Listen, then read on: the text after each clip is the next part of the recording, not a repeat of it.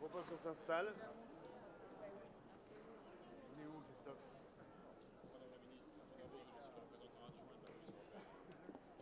Christophe. On y va.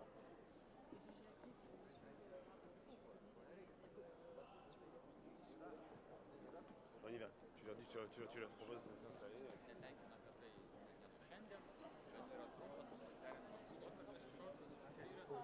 Oui.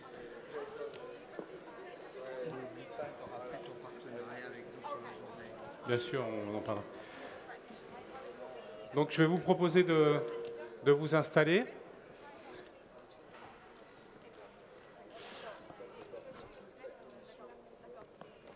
Monsieur.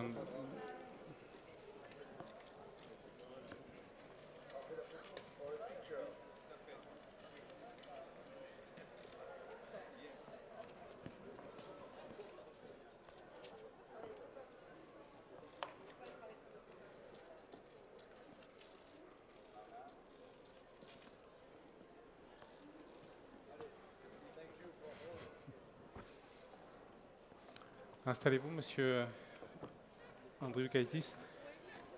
Bonjour, merci de nous avoir rejoints et bienvenue sur le stand du ministère de l'Agriculture et de l'Alimentation, où nous allons débattre d'agriculture, de politique agricole commune, de sécurité alimentaire et de politique commune de la pêche, sous la grande thématique de l'Europe qui protège. Vous savez que nous sommes à moins de 100 jours des élections européennes, donc ça donne aussi à la fois du sens à ce débat et aussi du sens puisque l'Europe est la première puissance mondiale agricole.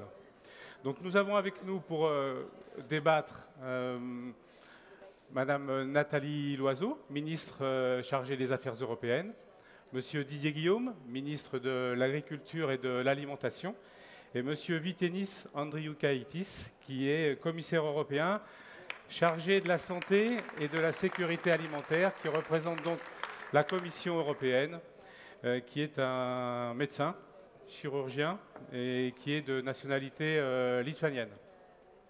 Donc nous avons 1 heure pour débattre, dans 3 séquences de chacune de 20 minutes. Chaque séquence sera ouverte par un petit micro-trottoir, des réflexions prises dans les allées du salon, auprès à la fois de grand public et aussi d'acteurs de la filière. Ensuite, ministres et commissaires débattront des questions relatives aux réflexions du micro-trottoir.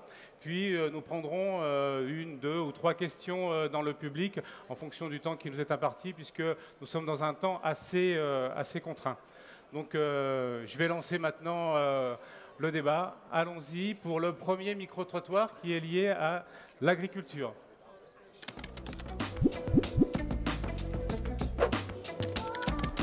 Pour l'instant, on n'apporte pas grand-chose. La seule chose qu'on constate, c'est qu'actuellement, au niveau de la concurrence, la pratique au niveau des sanitaires, des traitements, etc., on n'est pas sur le même pied d'égalité. Et au niveau des tarifs non plus. Plus pour prôner l'agriculture française, car l'agriculture européenne, on n'a pas les mêmes contraintes. Et par contre, ces produits-là arrivent quand même sur notre marché, que ce soit pour la viande ou pour d'autres produits. Et nous, on arrive moins bien à vendre notre produit derrière. Il faut savoir qu'on a un petit territoire, on est très loin. Et avec l'octroi de mer et les taxes, faire venir de la marchandise ou en faire exporter, ça nous coûte très cher. Et donc le fait d'avoir des subventions et des aides pour nous aider avec la main-d'œuvre, pour nous aider à faire de nouvelles pratiques, à mettre en place une agriculture raisonnée, c'est très important d'avoir le soutien de l'Europe vis-à-vis de ces choix-là. Je pense qu'il y a beaucoup de progrès à faire dans le domaine agricole, notamment peut-être plus d'informations, diffuser plus d'informations, qu'on ait plus connaissance des enjeux majeurs. Une meilleure agriculture, une meilleure redistribution financière qui permet aux petits exploitants de vivre de leurs ressources. On voit bien, nous, dans la Drôme, qu'il y a beaucoup d'efforts qui sont faits et beaucoup d'agriculteurs souffrent. Juste parce que leur production n'est pas vendue au prix réel. Mais c'est de faire qu'on se batte tous avec les mêmes armes et qu'effectivement, puisqu'il existe un logo bio européen, en plus maintenant du logo AB français, qui correspond effectivement à quelque chose, que tout le monde se batte avec les mêmes armes. On est tous les mêmes coûts de production, parce qu'aujourd'hui le cahier des charges n'est pas du tout le même, donc pour moi c'est là le gros souci. Il faudrait surtout qu'il y ait une Europe sociale, d'après moi. C'est-à-dire que lorsque nous on va vendre 1 litre de lait, nos voisins, qu'ils soient espagnols, italiens, roumains, je ne sais pas, polonais, aient la même rémunération et surtout les mêmes charges. J'ai des voisins qui ont reconverti des terres arables, c'est-à-dire des cultures, des parcelles qui étaient cultivées, en prairies. On appelle ça des mesures agro-environnementales pour protéger une zone. Enfin, voilà. Il n'y a même pas un herbivore dessus. Et ils perçoivent plus d'argent que moi en ayant de la diversité, en élevant une race comme la basadaise. On donne de l'argent pour de l'improductif. Et ça, c'est là où je trouve que c'est dommage, donner de l'argent pour l'improductif, alors que notre métier est de produire en entretenant le paysage. Voilà pour cette première séquence et réflexion. On voit auprès à la fois le public et acteurs des filières des avis un peu divers et variés sur à la fois l'Europe qui protège et puis aussi quelques craintes. Donc peut-être ma première question à Monsieur le Ministre, peut-être nous rappeler aussi les acquis de la PAC et de l'intérêt d'avoir une politique agricole commune. Vous voyez ce drapeau-là, le drapeau de l'Europe, c'est le drapeau de la paix, c'est le drapeau de la prospérité et c'est le drapeau de l'avenir. Les élections européennes ont lieu le 26 mai prochain. En fonction du résultat de ces élections, soit ce drapeau flottera au vent et m'entrevoit la voie de l'Europe, soit il sera beaucoup plus bas. Et celles et ceux que nous avons entendus tout à l'heure sur vos reportages auront d'immenses difficultés. Il ne s'agit pas de dire que l'Europe est notre avenir. Il s'agit tout simplement de dire que sans l'Europe, l'agriculture française aura du mal à exister. Mais bien entendu, je parle devant la ministre des Affaires européennes, que je veux vraiment remercier d'être présente ce matin, devant le commissaire Andriukaitis, pour dire que, bien sûr, que cette Europe est indispensable, mais elle doit aller encore plus loin. Nous avons choisi comme slogan, lorsque le président de la République est venu ouvrir le salon de l'agriculture samedi, inventer une nouvelle Europe agricole. Et c'est bien de cela qu'il s'agit. Aujourd'hui, la politique agricole commune, qui a été créée il y a fort longtemps maintenant, qui est la première politique agricole intégrée, est indispensable pour le maintien de revenus des agriculteurs et pour aborder les transitions, et notamment la transition agroécologique, pour lutter contre les aléas climatiques, les aléas sanitaires, pour lutter contre les épidémies, les épizooties. Mais il faut aller plus loin. Et il faut vraiment que cette politique agricole commune demeure une politique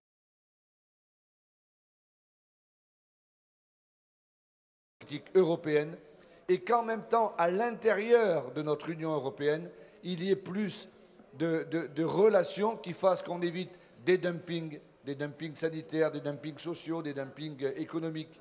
Ce que nous avons vécu il y a quelque temps, nous en parlions avec le commissaire, avec la viande polonaise entrée frauduleusement en France, doit nous faire réfléchir pour aller plus loin dans le contrôle sanitaire. Et puis, les deux dernières choses, pour être très court, lorsque les éleveurs, celui du Bazadais comme le Limousin, évoquaient le fait que les aides étaient parfois pas assez importantes. Mais oui, les États généraux de l'alimentation font en sorte que nous améliorions le revenu de nos éleveurs, et nous allons le faire. Et dans le cadre de la PAC, puis un mot sur les Outre-mer, parce que les Outre-mer ne sont pas et ne doivent pas être les oubliés de l'Europe, ni de la France. Et si j'ai bien compris, c'était une Antillaise, la personne qui a parlé tout à l'heure. La continuité géographique est indispensable. Et eux, la compétition économique, elle n'est pas à l'intérieur des pays de l'Europe. Elle est sur leur territoire géographique, avec l'Amérique, l'Amérique du Sud, avec les îles autour. Et c'est là toute la difficulté sur laquelle nous devons travailler. Merci, Monsieur le Ministre. Madame la Ministre, il y a aussi une réflexion justement qu'évoquait Monsieur le Ministre, c'est-à-dire d'un petit peu de distorsion sociale entre chaque pays. Alors, quelle est l'action de la France sur ce sujet? Comment l'Europe aussi avance sur cette thématique? Il y a une forte envie d'Europe sociale, il y a un fort besoin d'Europe sociale et il y a une évolution très forte en ce moment vers l'Europe sociale.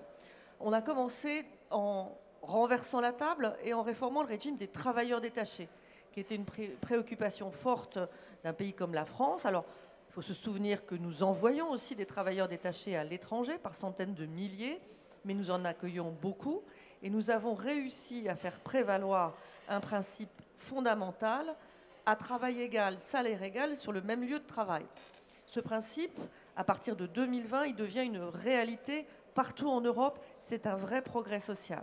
Mais il faut aller plus loin, il faut travailler en matière de protection sociale et en matière de salaire minimum européen. Parce qu'aujourd'hui, un agriculteur français peut s'inquiéter de voir arriver sur le marché des produits qui viennent de pays où le salaire est très inférieur et où la protection sociale est très inférieure. C'est le bon moment pour le faire, parce que dans un certain nombre de pays, par exemple à l'est de l'Europe, on est quasiment au plein emploi, il y a un manque de main-d'œuvre, donc les salaires montent et l'envie de protection sociale supplémentaire monte aussi. Notre position, c'est de dire que demain, lorsqu'on verse des fonds européens à un de nos pays partenaires, il faut s'assurer qu'il va vers plus de convergence sociale. Ça se mesure au salaire minimum, ça se mesure à la protection sociale et à l'existence d'un dialogue social. Ce sont des critères clairs qui sont partagés partout en Europe. Il faut qu'on les utilise. Merci Madame la Ministre. Peut-être Monsieur Andriukaitis aussi, j'aimerais vous entendre sur ce sujet, puisque je sais que le social vous tient à cœur. Donc peut-être un mot sur le socle européen des droits sociaux qui a été adopté par l'ensemble des 28 pays de l'Union. Et puis aussi sur la mise en place de l'autorité de régulation du travail qui va s'installer en 2019, qui va venir justement aussi, peut-être, je pense, accompagner aussi le développement et l'égalité de production en matière agricole. Brièvement. Okay, thank you very much indeed. First of all, I also have this excellent flag. You know why? Can you imagine Europe without this flag? No way. No way. From my point of view, when just we raised question about social Europe, you know I'm responsible on food safety and health. Believe me, today, now, 55 million of Europeans can't afford normal meal every second day here in the European Union. 140 million people are in poverty here in the European Union. And it is about us to say that without social Europe we have no future. And we need to understand now, once again, I fully agree with you. And especially difficult issue is remote areas, rural areas, people with low income in those areas. Okay. Merci beaucoup. Tout d'abord, je souhaitais arborer également le drapeau de l'Union européenne. Est-ce que l'on peut imaginer l'Union européenne sans ce drapeau? C'est tout à fait impossible. Et c'est la même chose pour l'Europe sociale. Moi-même, donc, je suis commissaire pour la santé, pour la santé et la sécurité alimentaire. Et sachez qu'en Europe, alors que nous sommes en Europe, 55 millions de personnes ne peuvent manger qu'un jour sur deux.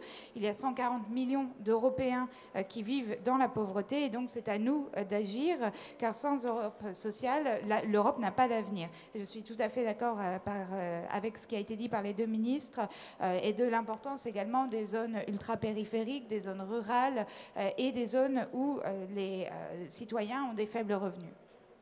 And speaking about health, because agriculture is also health. Why?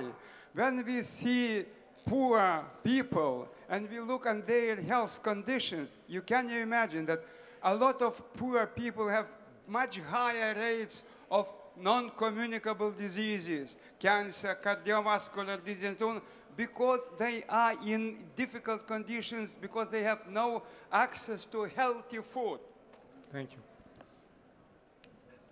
Et en parlant de santé, l'agriculture, c'est la santé. Et quand on regarde les citoyens les plus pauvres, eh bien, ce sont des personnes qui ont des graves problèmes de santé, qui sont des maladies qui ne sont pas des maladies transmissibles, des cancers et autres, et qui sont dues à un problème, une pauvreté de l'alimentation en partie.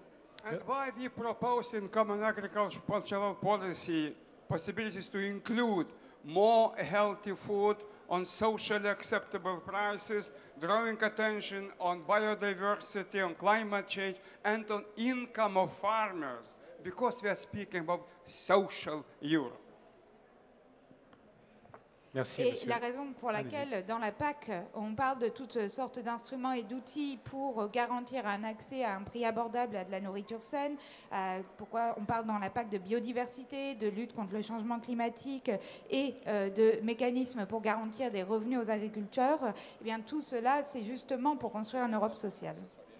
Merci, monsieur Andriukaitis. Monsieur Guillaume, je voudrais revenir sur une réflexion justement d'un viticulteur, agriculteur de la Drôme qui expliquait justement qu'il faut une meilleure répartition des aides et un soutien aux plus petits pour qu'ils puissent vivre de leur production. Donc comment est-ce que la PAC justement permet aussi aux plus petits producteurs de vivre de leur production?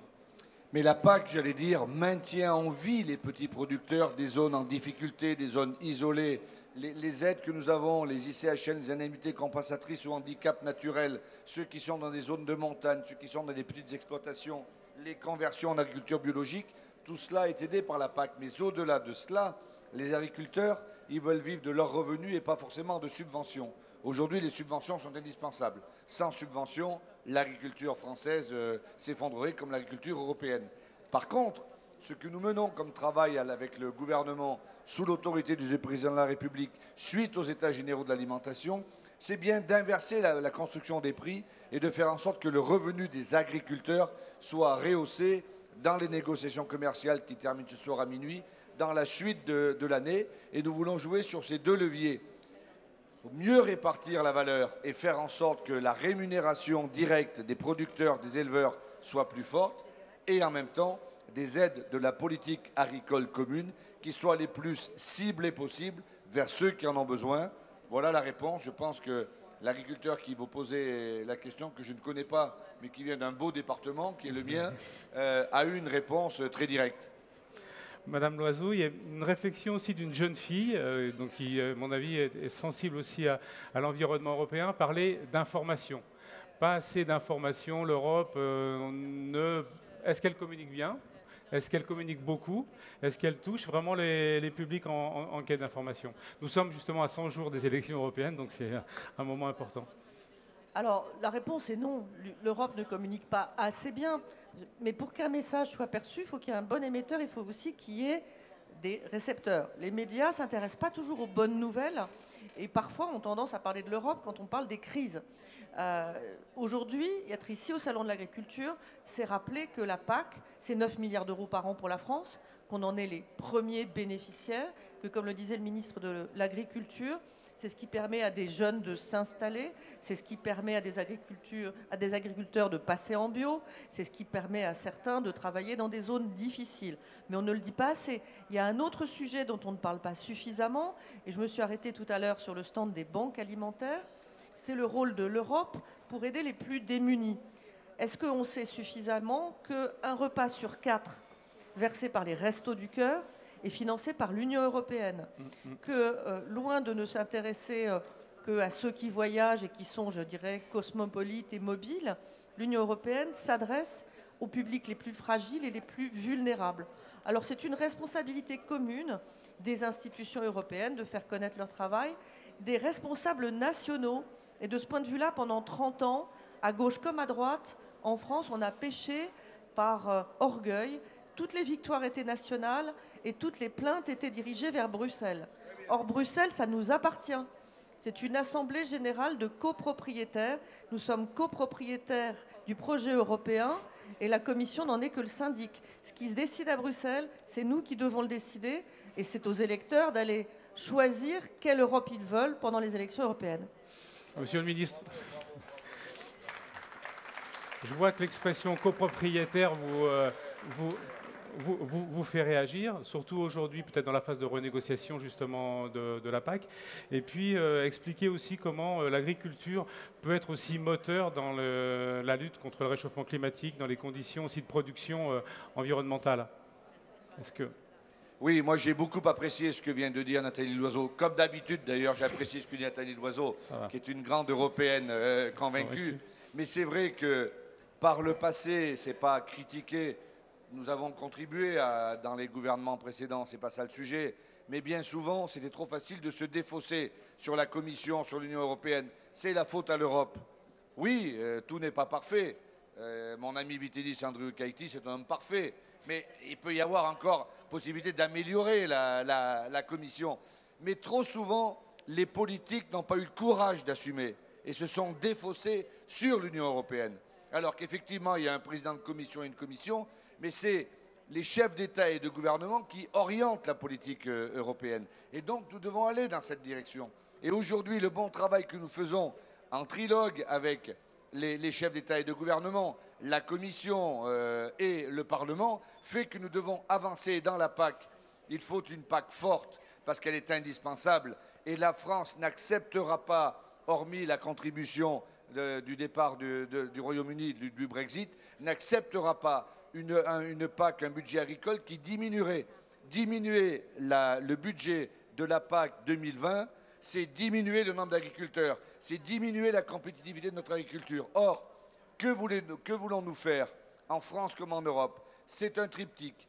Compétitivité de notre agriculture, innovation, transition écologique.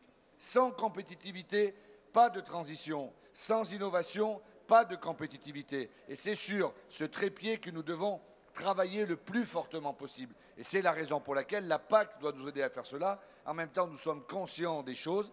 Il faudra mettre de la transition agroécologique. Il faut installer des jeunes. Bref, cette PAC 2020, c'est un tournant. C'est une nouvelle agriculture européenne que nous devons bâtir dans les contraintes mondiales, dans les contraintes de la compétitivité mondiale. Mais nous devons nous dire, et Nathalie Loiseau l'a évoqué, et tout à l'heure le commissaire européen l'a évoqué, l'Europe, c'est notre espace de vie. Je ne sais pas si nous sommes propriétaires ou locataires ou colocataires, mais en tout état de cause, nous vivons ensemble. Et il vaut mieux bien vivre avec ses voisins que de mal vivre avec ses voisins. Il vaut mieux bien s'entendre avec ses voisins que de mal s'entendre. Et puis vous savez, en France, tous les ans au mois de juin, il y a ce qu'on appelle la fête des voisins. Et la fête des voisins, ce sont les gens qui se retrouvent dans un quartier, dans un immeuble, qui descendent, qui amènent chacun un peu de nourriture, un peu de vin, un dessert, qui mettent en commun la nourriture qu'ils ont pour la partager. Eh bien, aujourd'hui, nous devons non seulement partager la nourriture agricole européenne, mais partager notre souveraineté et tout simplement partager notre vision, parce que nous avons la même vision, celle d'une Europe forte qui protège, celle d'une Europe qui va aller de l'avant, celle d'une Europe qui a une sécurité sanitaire qui permet aux femmes et hommes de ce continent de se nourrir en toute tranquillité, de façon saine, sûre et durable.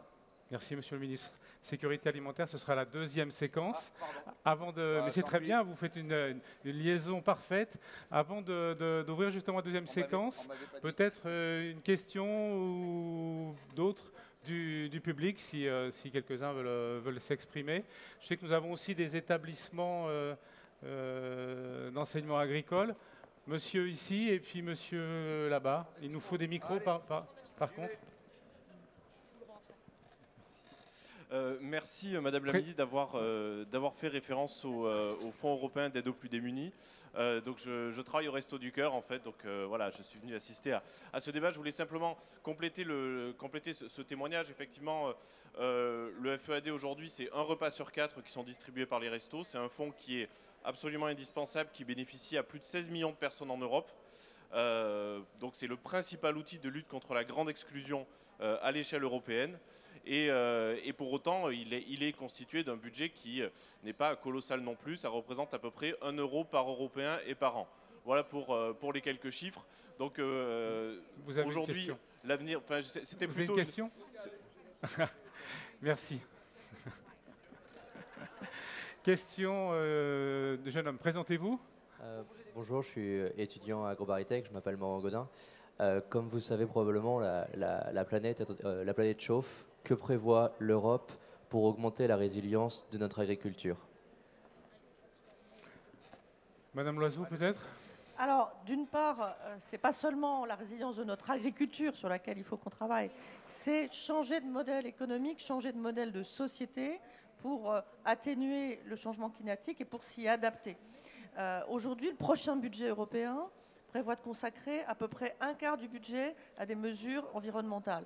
Nous pensons que ça n'est pas suffisant, qu'il faut monter à plus d'un tiers. 40% du budget doit se consacrer aux renouvelables, à la baisse des émissions de gaz à effet de serre, à l'efficacité énergétique et à la transformation agroécologique nécessaire pour faire en sorte que l'agriculture contribue, elle aussi, à la lutte contre le changement climatique. Parce que les agriculteurs, ce sont les premiers témoins, ce sont eux qui parlent le plus et le mieux du changement climatique. Moi, partout, quand je circule en Europe et en France, ce sont eux qui parlent de la sécheresse, ce sont eux qui parlent du manque d'eau, ce sont eux qui parlent de la précocité des récoltes et qui sont plus conscients que quiconque du besoin d'atténuer le changement climatique et de s'adapter. Et c'est au niveau européen que l'on peut répondre aux défis climatiques. Le changement climatique ne connaît pas les frontières. Nationalement, si on a des programmes énergétiques trop divergents, on n'arrivera pas à tenir nos engagements par rapport aux accords de Paris. On les tient pour 2020, on les a même dépassés. On pourrait se dire tant mieux. En fait, c'était la preuve qu'on n'était pas assez ambitieux. Et sur 2030, on n'y est pas encore. Il faut accélérer, il faut faire plus. Et c'est l'Europe qui peut nous accompagner, qui peut nous aider à faire plus, en permettant d'avoir des financements qui supportent, qui soutiennent tous les projets qui luttent contre le changement climatique. C'est déjà le cas. Nous souhaitons que ça le soit encore bien davantage. Merci, Madame la Ministre. Une autre question, je vois un jeune homme. Oui, bonjour. Donc, moi, c'est Thomas. On est du lycée agricole de Saint-Thierry-la-Perche. Donc, nous, comme question, c'est pourquoi dans certains pays, il y a des produits phytosanitaires qui sont utilisés alors qu'en France, non. Peut-être. You want to comment? Thank you very much indeed. First of all, I am very happy that I am not scapegoat here today. First time in my mandate in 4 years, because always Commission is scapegoat. Now I am very happy that you defend us. Brussels is here. Brussels in Lithuania, Brussels in Warsaw, Brussels in Helsinki, everywhere is Brussels, and in Salon of Agriculture also. That is the answer. We are all together. And speaking about biotechnology, climate change, and sanitary, phytosanitary issues, they are interrelated. Sanitary, phytosanitary issues, and biotechnology, use of pesticides, maximum residual levels, all those issues are interrelated. And in Europe, we have common safety standards.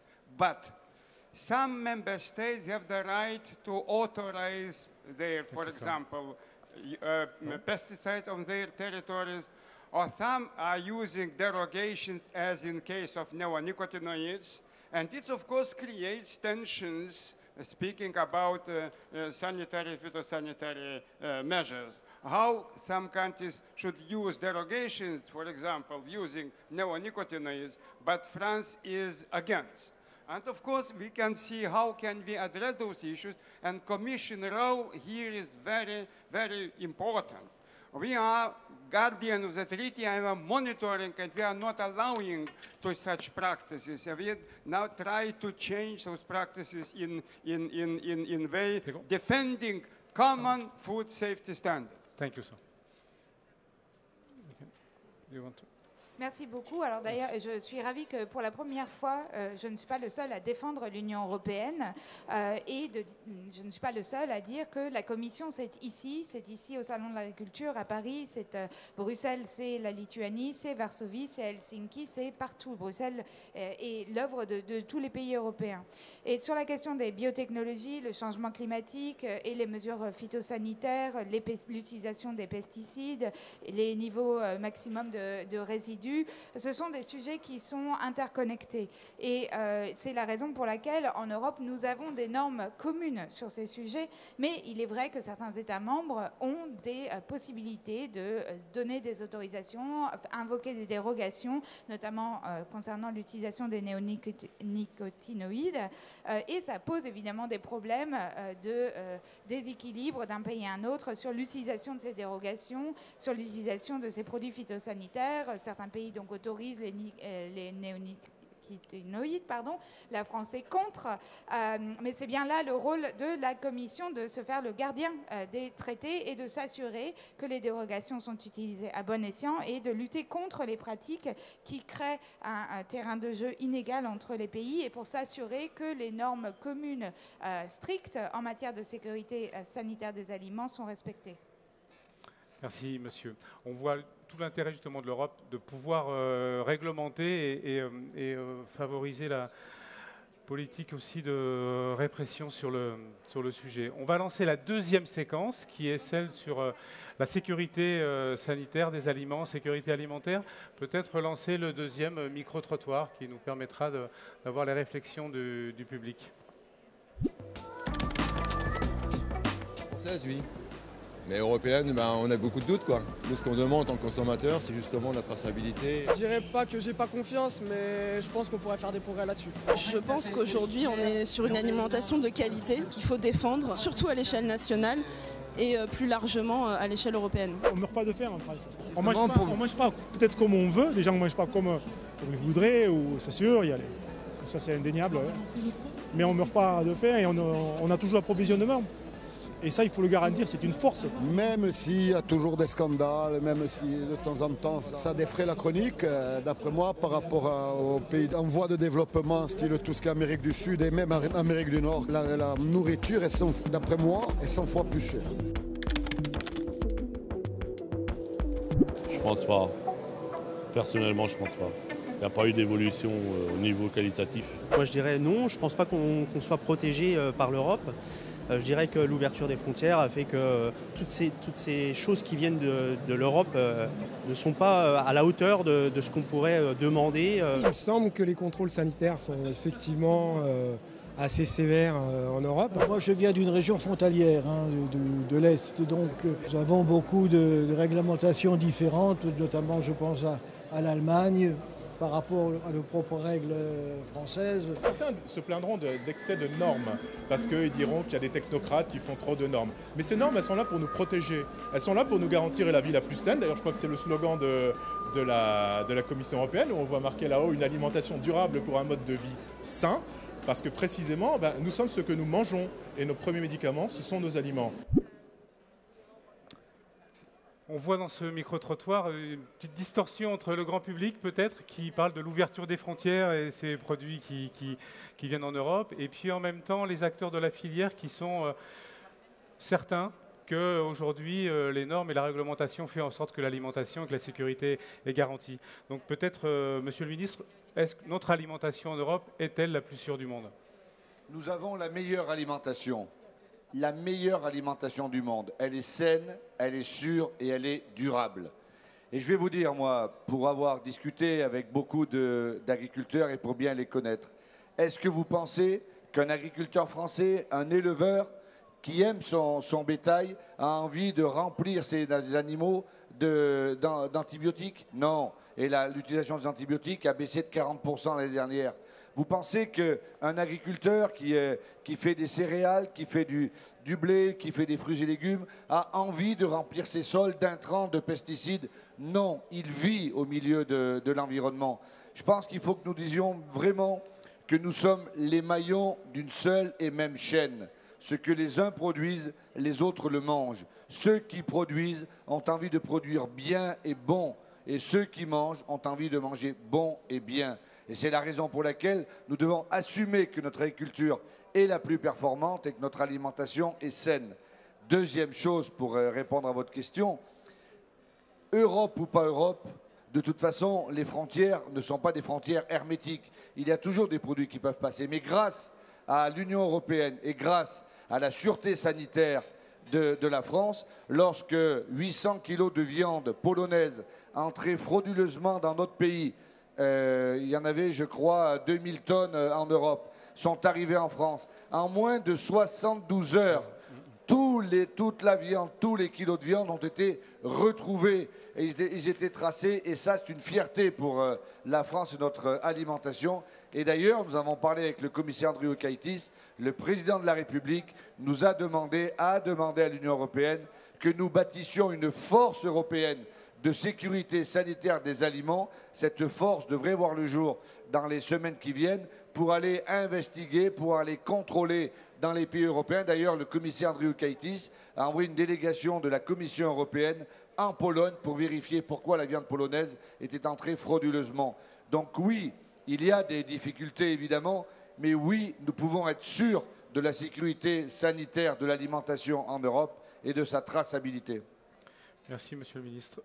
Peut-être Monsieur Andriukaitis devait nous parler concrètement de ce que fait l'Europe pour garantir cette sécurité sanitaire. Peut-être revenir aussi sur ce que disait Monsieur le Ministre, sur le réseau d'alerte qui permet justement, en moins de 72 heures, me semble-t-il, une transmission d'informations de chaque pays en cas d'alerte sanitaire. Yes, that's right.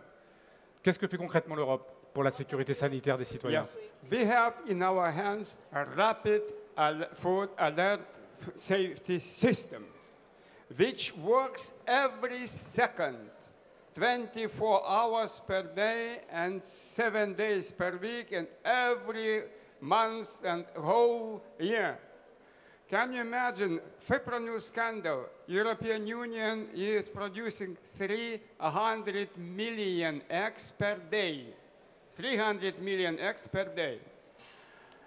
And we eliminated 16 million eggs contaminated with fipronil in 5 days around the whole European Union. It is a real example of effectiveness. Merci, monsieur. Donc nous avons une arme très puissante en Europe, c'est justement ce réseau d'alerte de sécurité sanitaire des aliments qui fonctionne 24 heures sur 24, 7 jours sur 7, 365 jours sur 365. Et il suffit de prendre l'exemple du scandale du fipronil. Il a fallu 5 jours pour localiser et détruire 16 millions d'œufs à travers l'Union européenne grâce aux experts, à ce réseau d'experts. And of course, we have a lot of instruments in our hands which are working every day. Speaking about Polish meat is about fraud. Speaking about fipronil is about fraud. Horse meat scandals about fraud. And we unite our forces with prosecutors, with Interpol, with all systems. And now we are discussing possibility to establish task force against fraud at European level, including all 27, at the moment 28 member states. Et donc, il y a toute une batterie d'instruments qui peuvent être utilisés et qui fonctionnent au jour le jour de façon continue en Europe. Mais quand on parle du scandale de la viande en Pologne, quand on parle de la viande de cheval, quand on parle du fipronil, il s'agit dans tous les cas de fraude alimentaire. Et nous travaillons en étroite collaboration avec Interpol, avec des procureurs pour lutter contre ces cas de fraude. Et en effet, il y a des discussions au niveau européen pour la mise en place d'une task force, d'un groupe d'action européen pour lutter contre la fraude alimentaire, donc qui rassemblerait les 27 pays membres, enfin qui sont encore 28 aujourd'hui. Il me semble que la France est à l'initiative de cette task force. Peut-être, Madame la Ministre, justement, rebondir et expliquer, répondre au public qui s'interroge sur on ouvre les frontières, comment se garantir que justement les produits qui rentrent dans l'Union européenne respectent les normes que l'on impose chez nous ici et comment aussi encore renforcer la sécurité des consommateurs. D'abord, un chiffre pour se convaincre que nous sommes l'espace le plus sûr au monde en termes de qualité alimentaire. En 2013, 40 fraudes alimentaires en Europe. Alors c'est 40 de trop, mais 40 sur toute l'Europe sur toute une année. La même année, en Chine, 40 000. Choisissez. Choisissez le modèle le plus sûr, c'est évidemment celui de l'Union européenne. Alors, on entend dire beaucoup de contre-vérités, c'est devenu la mode, les fake news, et malheureusement, en période préélectorale, les fake news croissent et se multiplient. Et on nous dit que l'Union européenne accueille des produits alimentaires qui ne correspondent pas à nos normes et qui font concurrence aux produits alimentaires européens. C'est parfaitement faux. À chaque fois qu'on conclut un accord commercial avec un partenaire à l'extérieur de l'Union européenne, on se met d'accord sur le fait que ce qu'il exporte vers l'Europe répond à nos normes. Ça veut dire qu'aujourd'hui, on n'importe pas de viande aux antibiotiques, on n'importe pas de bœuf aux hormones, on n'importe pas de poulet au chlore. À chaque fois que l'on négocie avec un partenaire extérieur, on lui impose nos normes dans l'entrée dans l'Union européenne, ce qui fait d'ailleurs que nos normes s'étendent au fur et à mesure en dehors de l'Union européenne. Je vais prendre un exemple parce que c'est un exemple dont on a beaucoup parlé, l'exemple de l'accord avec le Canada, le CETA. On a tout entendu sur cet accord. on nous a dit que de la viande qui ne correspondait pas aux standards européens allait arriver en Europe. C'était impossible puisqu'il fallait au contraire que les Canadiens se mettent à nos normes pour exporter vers l'Union européenne. Et le résultat, avec 1 an de recul sur l'application provisoire du CETA, c'est que le tonnage de viande canadienne exportée vers l'Union européenne a baissé. Les quotas ont augmenté, mais le tonnage a baissé parce que les Canadiens ne se sont pas adaptés à nos normes. Mais à l'inverse, dans le même temps, les exportations de produits européens et notamment la reconnaissance de nos indications géographiques, qui sont une garantie particulièrement forte de qualité, elles ont fortement augmenté vers le Canada. Nos vins, nos champagnes, nos fromages, nos produits laitiers ont trouvé un débouché, un marché, parce que c'est de la qualité et parce que ce sont des produits sûrs. L'application des normes européennes et ce respect aussi, et c'est aussi, avant de basculer vers la nouvelle séquence, c'est aussi l'enjeu du Brexit. Et peut-être c'est un moment de dire un petit mot sur ce sujet-là. Quelles conséquences aujourd'hui et où en sont les négociations en fait du Brexit et agriculture, et comment justement se garantir ce respect des normes pour que le marché européen reste ancré dans sa qualité? Alors aujourd'hui, on est à moins d'1 mois de la sortie du Royaume-Uni de l'Union européenne. Les Britanniques ont su dire ce dont ils ne voulaient plus de l'Union européenne. Ils ont plus de mal à définir ce qu'ils veulent et à nous dire où est-ce qu'ils veulent aller. C'est une décision que nous regrettons parce qu'on est plus fort quand on est unis, mais c'est une décision que nous respectons. C'est pour ça que depuis 2 ans a été négocié un premier accord qui est celui qui décide des conditions de la séparation à l'amiable entre le Royaume-Uni et l'Union européenne. Cet accord est un bon accord. Il permet d'avoir une période de transition de 2 ans pendant laquelle le Royaume-Uni n'est plus membre de l'Union européenne mais respecte le droit européen.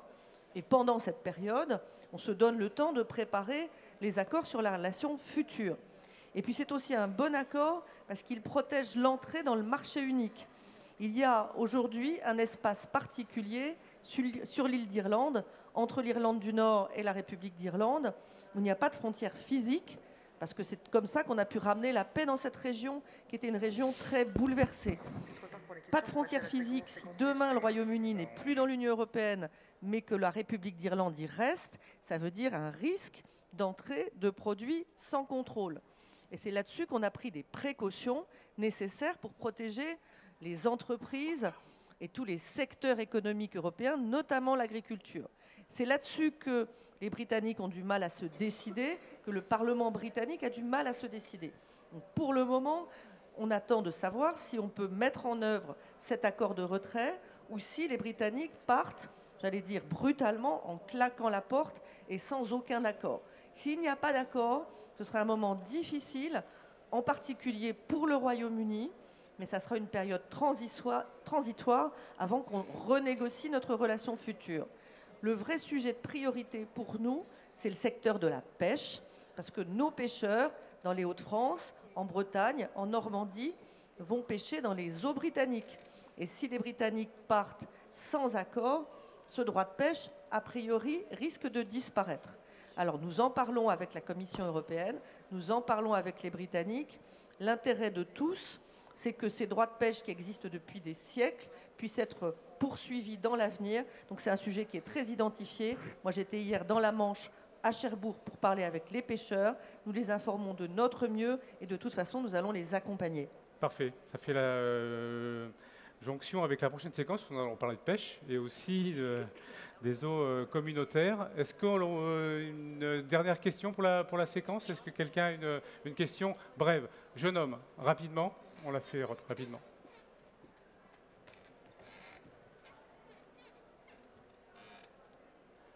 Alors déjà, bonjour à toutes et à tous. Je me présente, je m'appelle Thomas, je suis éco-délégué et je suis en bac pro aménagement paysager au lycée agricole de Dunkerque. Montez un petit peu le micro, oui.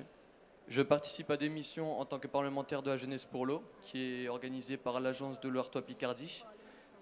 Je postule pour devenir parlementaire européen de la jeunesse pour l'eau et j'ai quelques questions à vous poser. Déjà, dans quelle mesure l'Union européenne implique sa jeunesse dans sa politique de préservation de la nature et de la santé de ses populations? Une question large. Est-ce que Madame la ministre, vous répondez brièvement qu'on envoie Une réponse très brève à cette question. Allez voter. En France, en 2014, 30% des moins de 25 ans sont allés voter aux élections européennes, alors que tous les sujets européens concernent l'avenir et concernent votre avenir. Donc impliquez-vous. C'est la première des recommandations que je pourrais vous faire. Nous allons lancer la prochaine séquence. Vous reviendrez pour les questions, ne vous inquiétez pas. D'accord ? Est-ce qu'on peut lancer le micro-trottoir sur la pêche, s'il vous plaît? Merci. Non. Il faut bien une réglementation. Malheureusement, elle n'est pas souvent observée. J'ai entendu il n'y a pas si longtemps des polémiques sur la pêche avec l'utilisation d'une électrocution des poissons, mais on électrocute tout et n'importe quoi. Donc ça, c'est absolument catastrophique pour l'environnement, l'écosystème. Ils font des choses bien, mais comme vous voyez, pour la pêche au Saint-Jacques, nous en France, on était trop réglementés par rapport à l'Angleterre ou tout ça. Eux, ils pêchent quand ils veulent, des choses comme ça. Moi, je trouve que c'est pas bien équitable. L'Europe fait déjà beaucoup de choses. Il y a des plans FEAMP, c'est des plans de financement qui peuvent être vachement enrichissantes pour un jeune patron comme moi. Pour la pêche, l'Europe, ça a été quand même assez fondateur, puisque notamment par rapport à la politique commune des pêches, qui a permis de gérer durablement un certain nombre de stocks de poissons. Aujourd'hui, on est à plus de la moitié des stocks de poissons qui sont gérés de manière assez durable. Je pense que nos chalutiers, à terme, ils serviront pour le tourisme. Et puis nous, on ira consommer parce que les autres pays européens nous donneront en pêche. Dans le contexte du Brexit, la difficulté, c'est que si nos amis britanniques viennent à véritablement quitter l'Union européenne, ils vont se retrouver comme un État tiers.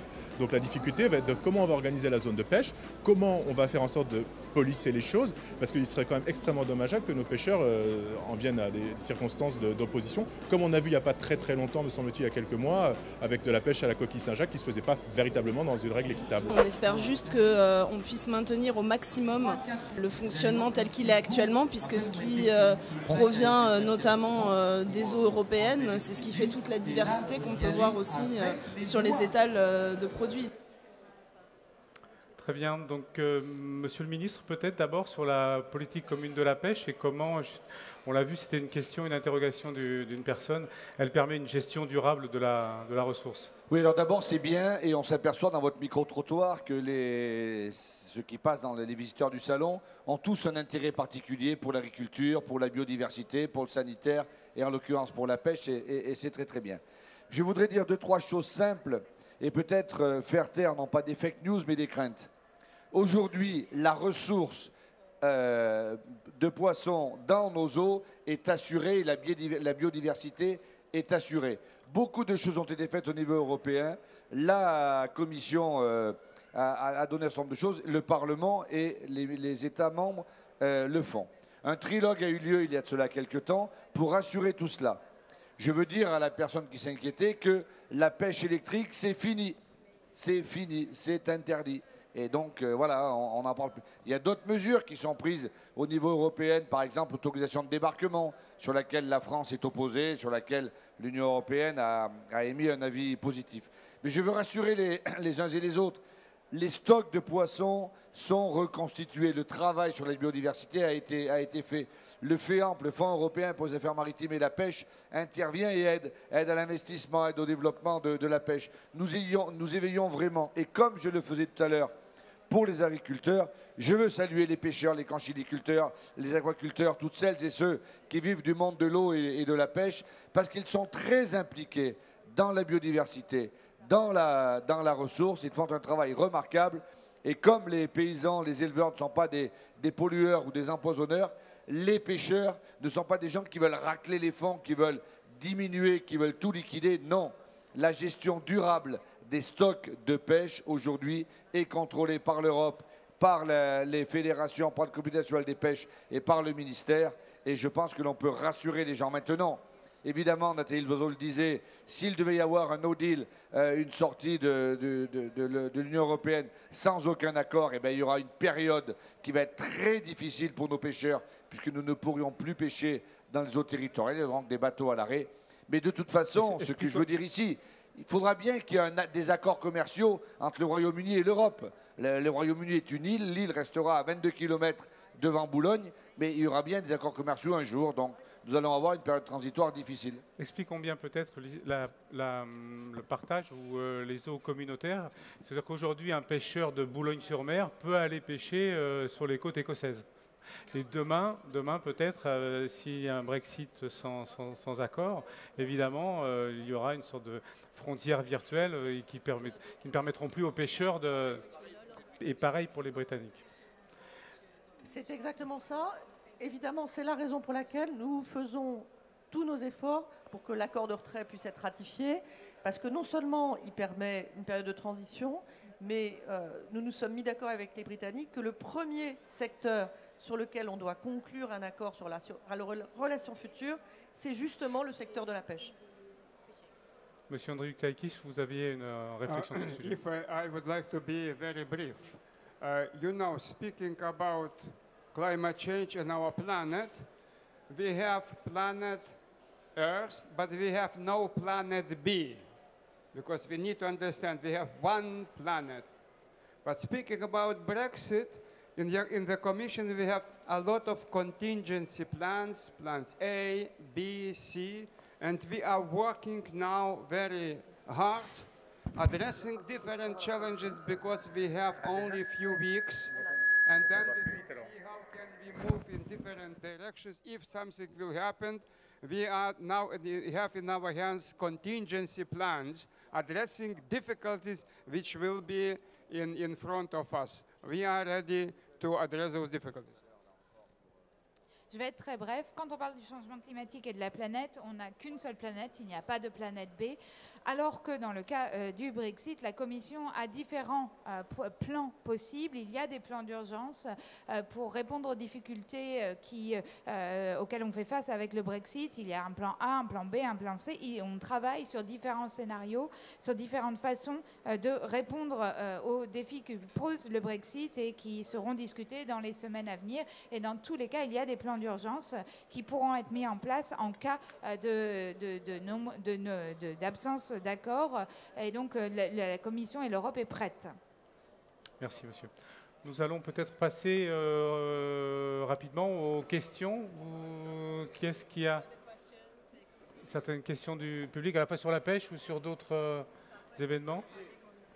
On a un jeune homme là-bas.